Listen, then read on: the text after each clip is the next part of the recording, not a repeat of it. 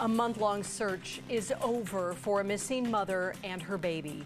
What details we now know about search and recovery efforts and how you can help their family as they prepare to lay their loved ones to rest. The battle to redraw congressional maps is escalating this week as lawmakers in both California and Texas prepare to meet about their opposing plans. Texas is also in a different situation than the state of California is. Texas does not have an independent redistricting commission. California does. But fighting fire with fire is not the answer here, and it's a race to the bottom, as far as I'm concerned. What could put an end to this week's long back and forth, plus how a special election could cost taxpayers should California lawmakers decide to do one. Ukrainian President Volodymyr Zelensky, along with other European leaders, will meet with President Trump today. How this gathering could further pave the way for the end of Russia's war in Ukraine, plus what the commander-in-chief is now saying about the need for a ceasefire. You're watching Fox 26, and now, great day.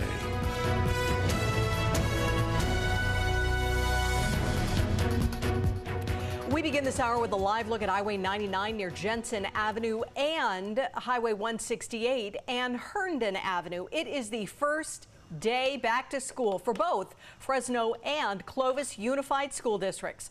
Both districts ready to welcome students back to the classroom today. And throughout the morning, Alexis Covea will join us live from Clovis. Christina Rodriguez will join us live from Fresno with a closer look at what families can expect from this new school year. An exciting day for sure. Good morning. Thanks for joining us today. I'm Kim Stevens. I'm Liz Gonzalez. And I'm Justin Willis. Thank you for starting your day with us. You know, a lot of us talk about, oh no, school, it's back. But then you ever think back to when you had that buzz of the. Yeah, you want to see your friends, get back into a routine. Yeah, it's like, you don't really mean it when you say, oh no, school's, no, you're looking forward to it. Well, especially if you're an only child. I can say that I was so excited to go back to school every fall. Yeah. But then you've got the excitement. Back then you didn't know which teacher you're going to have until the first day of school. Right. And then you try to find out, okay, am I going to be in my friend's class? Who's going to be in whose class? It's an exciting time for sure, and they've got the great weather to go with it. So off to a great start in Fresno and Clovis today. Let's get your day of planner here going and your current conditions right now. For those of you up and at 'em, you just can't wait to get going. It is 64 degrees outside right now. Clear skies, northwest winds at 9 miles an hour. The dew point is at 52 degrees. All right, here is the rest of your day. At 10 a.m. it'll be 75, at noon 82, 5 o'clock 92 degrees, and wind speeds be about 5 to 10 miles an hour throughout the day, but nice and sunny. A great day ahead of you weather-wise for your back-to-school students there. Next, though, our next weather maker. Well, we're off to a good start this week, but by the end of the week, there's something else in store for you. I'll explain coming up. CHP investigators will continue working this morning to learn how an SUV wound up in a San Joaquin County canal. Inside, two bodies, presumed to be Whisper Owen and her 8-month-old daughter, Sandra McCarty, who've been missing for more than a month. They were last seen in Fresno in mid-July.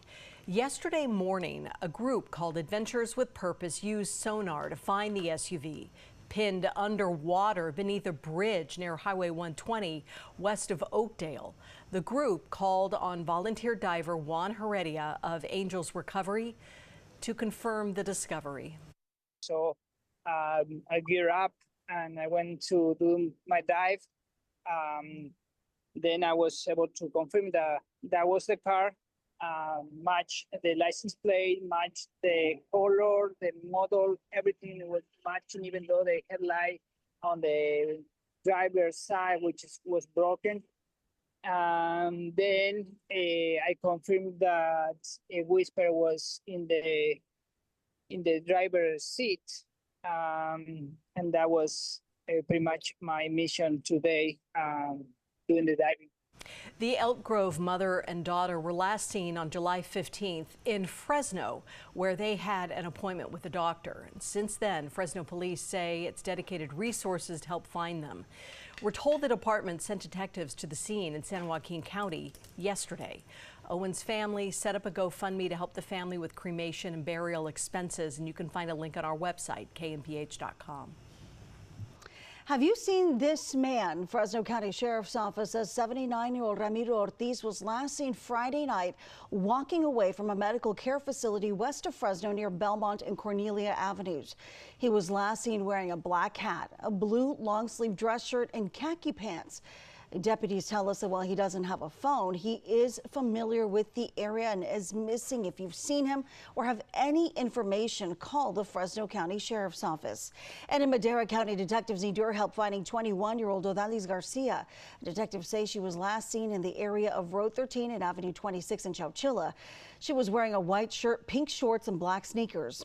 If you've seen her or have any information on her whereabouts, call the Madera County Sheriff's Office. Our time is 5:05, and all right, here's what's going on with our forecast. So yeah, we've got some low pressure that's been keeping us pretty nice all weekend. It's been sunny, it's been cooler than usual, and that's been nice. But we do have a little bit of low pressure still hanging out there over Arizona there. That could pull up some monsoonal moisture there. It's down in Mexico right now, but that could head into our region here by the end of the week and contribute to the possibility of thunderstorm activity in the Sierra Nevada mountains. And as that happens, we're going to get some high pressure that's going to retrograde back our way, getting a boost from Hurricane Erin out in the Atlantic Ocean, if you can believe that. That'll push that all the way back in, and that's going to combine with some other high pressure that's developing in the Pacific, and that's going to get us cooking. How much? Well, we don't have any alerts in our area yet, but there are already some issued ahead of this coming weekend here, and you kind of see, obviously nothing in our area, but look at the whole Southwest really going to get it with some heat advisories this weekend. We've already got an extreme heat watch in effect it's going to start Wednesday night and then go into effect last until about Saturday night there. Look, this is for San Luis Obispo County down into Santa Barbara County and then all the way around the Grapevine there and up into the desert regions. Also got a little bit of a wind advisory over there in Santa Barbara County as well. But then we get into Southern California where there's an extreme heat watch in effect there. LA all the way down to San Diego counties there. That's going to be in effect until Saturday night as well. And that's for later this week, starting Wednesday and Thursday there for us there. Desert regions, some of those places are going to be over 108 degrees. Everybody else looking at up to 105, maybe a little more than that in some places. So we got some dangerous heat ahead of us here this coming weekend, likely starting for us in our area Thursday. It's also going to start to dry out for us as well. Check it out. We're at 40% humidity today, which is not too bad. At its lowest point, 23%, rebounding to 45% tonight. Dew points only going to be at 52 for us today. Now, here are the temperatures through Wednesday, and these are pretty nice here for us. 93, that is a few degrees below normal there for us. Getting closer to normal there tomorrow with a 96 and 98 on Wednesday. Fairly normal there, but then after that, we start cooking again. So brace yourselves for that. Wind speeds are not too bad, about 5 to 10 miles an hour. Maybe a 15-mile-an-hour gust here and there, and your overnight lows are going to be in the 60s at least through the middle of the week. All right, in just a little bit here, we're going to get a look at your highs and lows across the rest of the San Joaquin Valley for your Monday for your back to school. Happening today, Texas House Democrats are expected to return to the state capitol. They left the state 2 weeks ago to prevent a vote on redistricting maps. A first special session ended without a vote. Texas Governor Greg Abbott declared a second special session on Friday. Republicans there are pushing to redraw Texas's congressional maps to give the GOP a better chance of winning 5 additional House seats. Meanwhile, California lawmakers are scheduled to return to Sacramento today. And right now, preparations are underway for a redistricting hearing, which will be tomorrow. It is the latest step in the state's efforts to combat plans by the Texas Republicans to redraw their state maps for 5 more GOP seats. Now, last week, Governor Newsom announced plans to propose new maps for California.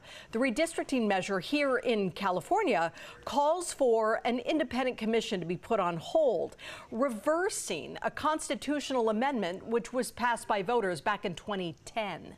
State lawmakers must first officially declare a special election. California lawmakers don't want this, including Vice Chair of the Assembly Committee on Elections, Assemblywoman Alexandra Macedo. It's just an absolute travesty that we're spending precious taxpayer dollars on things like this when we know in the Valley we're struggling with the basic fundamental human right issues like access to clean drinking water, access to health care. And then when you're using state taxpayer dollars to fund a campaign, you're using staff time, staff time for this as well. It's an absolute abuse of our system. And we have reported this to the FPPC because we believe that this is a violation of the use of state tax dollars for campaign uses. And once again, we have not seen any language for the constitutional amendment. We have not seen confirmed maps, yet we are supposed to pull together public comment about this with a portal that has no information other than tell us how you feel with no information. This is once again just very indicative of how non-transparent and how absolutely ridiculous this whole vendetta is. Assemblywoman Macedo also gave insight into the potential changes the central San Joaquin Valley could see if the state's congressional maps are redrawn. In the Valley, especially, I'm interested to see what Congressman Costa, Valadeo, and Fong's seats look like. It's looking like Congressman Fong's seat will remain a safe Republican seat.